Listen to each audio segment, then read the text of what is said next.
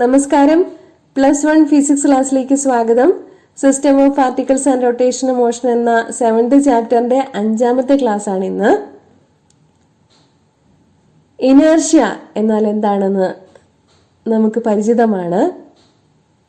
Every body continues to be in its state of rest or of uniform motion in a straight line unless compelled by an external force to change that state എന്നതാണ് ന്യൂട്ടന്റെ 1ാം ചലന നിയമം പറയുന്നത്. സ്ഥിരാവസ്ഥയിലിരിക്കുന്ന ഒരു വസ്തു rest അല്ലെങ്കിൽ സ്ഥിരാവസ്ഥയിൽ തന്നെ തുടർന്നുകൊണ്ടിരിക്കും. ചലനാവസ്ഥയിലിരിക്കുന്ന ഒരു വസ്തു ചലനാവസ്ഥയിൽ അല്ലെങ്കിൽ മോഷനിൽ തന്നെ തുടർന്നുകൊണ്ടിരിക്കും.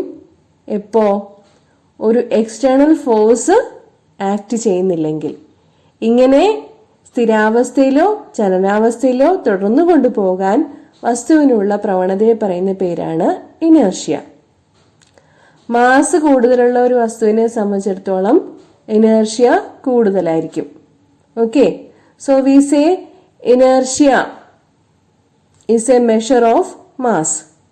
ഒരു വലിയ കല്ലും ചെറിയ കല്ലും എടുക്കുമ്പോൾ വലിയ കല്ലിന് ഇനേർഷ്യ കൂടുതലാണ്, ചെറിയ കല്ലിന് മാസ് കുറവാണ് അല്ലെങ്കിൽ ഇനേർഷ്യ കുറവാണ്. ഇത് രണ്ടും എടുത്തെറിയുമ്പോഴേക്കും ചെറിയ കല്ല് മാസ് കുറവുള്ള വസ്തുവിനെ സ്റ്റോപ്പ് ചെയ്യാൻ വേണ്ടി കുറച്ച് ഫോഴ്സ് അപ്ലൈ ചെയ്താൽ മതി. കൂടുതൽ മാസുള്ള കല്ലിനെ സ്റ്റോപ്പ് ചെയ്യണം എന്നുണ്ടെങ്കിൽ നമുക്ക് കൂടുതൽ ഫോഴ്സ് അപ്ലൈ ചെയ്യേണ്ടതായിട്ട് വരും. അതായത് അവ തുടർന്ന് കൊണ്ടുപോകേണ്ട അവസ്ഥയെ വ്യത്യാസം വരുത്തണമെന്നുണ്ടെങ്കിൽ ആനുപാതികമായിട്ടുള്ള ഫോഴ്സ് അപ്ലൈ ചെയ്യേണ്ടതായിട്ട് വരും.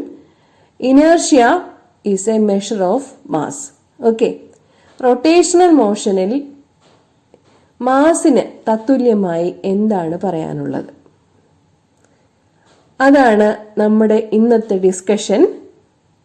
ഇവിടെ ഇസഡ് ആക്സിസിനെ ആധാരമാക്കി റൊട്ടേറ്റ് ചെയ്യുന്ന ഒരു ബോഡിയാണ് കാണിച്ചിരിക്കുന്നത്. ഓക്കെ, ഒരു ith പാർട്ടിക്കിൾ കൺസിഡർ ചെയ്യുക. ടോട്ടൽ മാസ് എന്നുള്ളത് m ആണ്. എല്ലാ പാർട്ടിക്കിളുകളുടെയും മാസുകളുടെ തുക എടുക്കുമ്പോഴായിരിക്കും ടോട്ടൽ മാസ് m കിട്ടുക. ഒരു ith പാർട്ടിക്കിൾ എടുക്കുന്നു. ith പാർട്ടിക്കിൾ ഏതെങ്കിലും ഒരു സമയത്ത് p പൊസിഷനിലാണെന്ന് വിചാരിക്കുക. ഇനിയൊരു ഇൻസ്റ്റന്റ് ഓഫ് ടൈം Δt കഴിയുമ്പോൾ പാർട്ടിക്കിൾ p1 പൊസിഷനിൽ എത്തിയെന്ന് വിചാരിക്കുക. അതായത് p1 എന്നുള്ളതാണ് വസ്തുവിനുണ്ടായ angular displacement which is Δθ. Angular displacement divided by time taken, അതിനെ പറയുന്ന പേരാണ് ആംഗുലർ വെലോസിറ്റി ഒമേഗ. ഓക്കെ, പാർട്ടിക്കിളിന്റെ ലീനിയർ വെലോസിറ്റിയുടെ ഡിറക്ഷൻ p എന്ന പൊസിഷനിൽ നിന്ന് കാണിച്ചിട്ടുണ്ട്. നമുക്ക് ലീനിയർ വെലോസിറ്റിയും ആംഗുലർ വെലോസിറ്റിയും തമ്മിലുള്ള റിലേഷൻഷിപ്പ് അറിയാം. vi = ri × omega for the ith particle. Okay, rotation മോഷനിലുള്ള ഈ വസ്തുവിനെ സംബന്ധിച്ചിടത്തോളം ആംഗുലർ വെലോസിറ്റി ഒമേഗ എന്നത് കോൺസ്റ്റന്റ് ആണ്.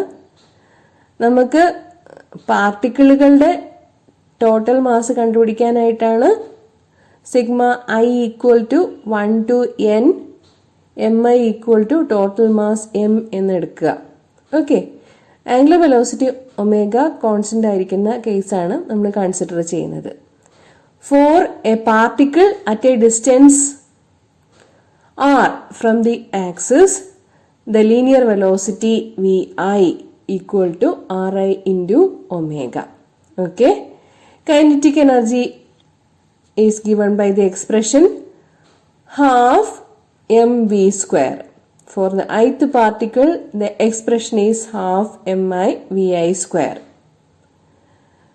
Substituting the value of vi in the equation half mi vi², we have the kinetic energy for the ith particle half mi ri² × omega². Okay, ഇപ്പൊ ഇവിടെ total kinetic energy കണ്ടുപിടിക്കണമെന്നുണ്ടെങ്കിൽ എന്ത് ചെയ്യണം? Summation procedure follow ചെയ്യണം, which is sigma I equal to 1 to n kinetic energy of ith particle. Then we get the total kinetic energy of the entire body, which is half sigma I equal to 1 to n mi ri square omega square. omega I square എന്ന് വേണ്ട, omega square മതി, കാരണം omega constant ആണ് ഇവിടെ. Okay, so half omega square constant ആയിട്ടുള്ളത് സമ്മേഷന് പുറത്തെടുക്കുമ്പോൾ kinetic എനർജിയുടെ എക്സ്പ്രഷൻ നമുക്ക് കിട്ടുക half omega square into sigma I equal to 1 to n mi ri square എന്നുള്ളതാണ്.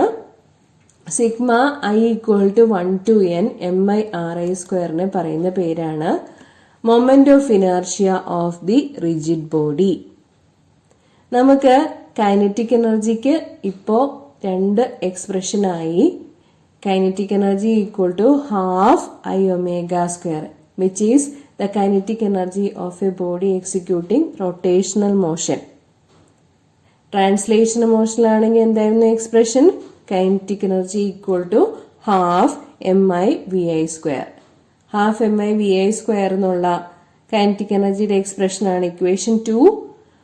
Kinetic energy equal to half I omega square എന്നുള്ളതാണ് ഇക്വേഷൻ 3. ഇത് റൊട്ടേഷൻ മോഷൻ ഉള്ള വസ്തുവിന്റെ എക്സ്പ്രഷനാണ് കൈനറ്റിക് എനർജിയുടെ. നമുക്ക് ഇക്വേഷൻ 2ഉം ഇക്വേഷൻ 3യും കമ്പയർ ചെയ്യുമ്പോൾ മാസിന്റെ സ്ഥാനത്ത് വന്നിരിക്കുന്ന ടേം ഐ ആണ്, which is the moment of inertia of the rigid body. Comparing equations 2 and 3, it is clear that the moment of inertia is the rotational analog of mass. അവിടെ mass പറഞ്ഞിരുന്നത് പോലെ തന്നെ rotation മോഷനുള്ള വസ്തുവിന് പറയുന്ന പേരാണ് moment of inertia. So moment of inertia of a body about any axis may be defined as the sum of the product of masses of various particles and the squares of their perpendicular distances from the axis of rotation. I equal to sigma small I over 1 to n mi ri square എന്ന ഇക്വേഷന്റെ എന്ന mathematical ഇക്വേഷന്റെ പ്രസ്താവനയാണ് ഈ പറഞ്ഞത്.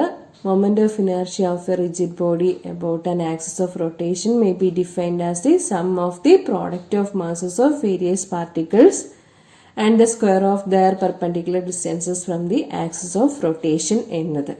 Okay, unit moment of ഇനർഷ്യയുടെ kilogram metre square ആണ്. M I R I square വരുമ്പോൾ എല്ലാ സ്മോൾ ലെറ്റേഴ്സ് ആണ് ചേർത്ത് എഴുതണം. കെ ജി എം സ്ക്വയർ എല്ലാം സ്മോൾ ലെറ്റേഴ്സിൽ വേണം എഴുതാൻ. ഡയമെൻഷൻ വരുന്നത് കിലോഗ്രാം മീറ്റർ സ്ക്വയർ ആകുമ്പോൾ M L square T raise to 0 എന്നാണ്. ടി റേസ് ടു 0യുടെ മൂല്യം 1 ആണ്. ഓക്കെ, ഈ കിലോഗ്രാം മീറ്റർ സ്ക്വയർ എന്ന് എഴുതുമ്പോൾ പലപ്പോഴും ക്യാപിറ്റൽ കെ ആണ് എഴുതി കാണാറുള്ളത്. അത് തെറ്റാണ്. കിലോ എന്നുള്ളത് സ്മോൾ കെ തന്നെ എഴുതണം. അതാണ് അതിന്റെ symbol. Okay, kilogram metre square small k small g M square. Okay, ഒരു റിജിഡ് ബോഡിയുടെ മാസ് കോൺസെൻട്രേറ്റ് ചെയ്തിരിക്കുന്ന പോയിന്റിനെയാണ് സെന്റർ ഓഫ് മാസ് എന്ന് പറയുക.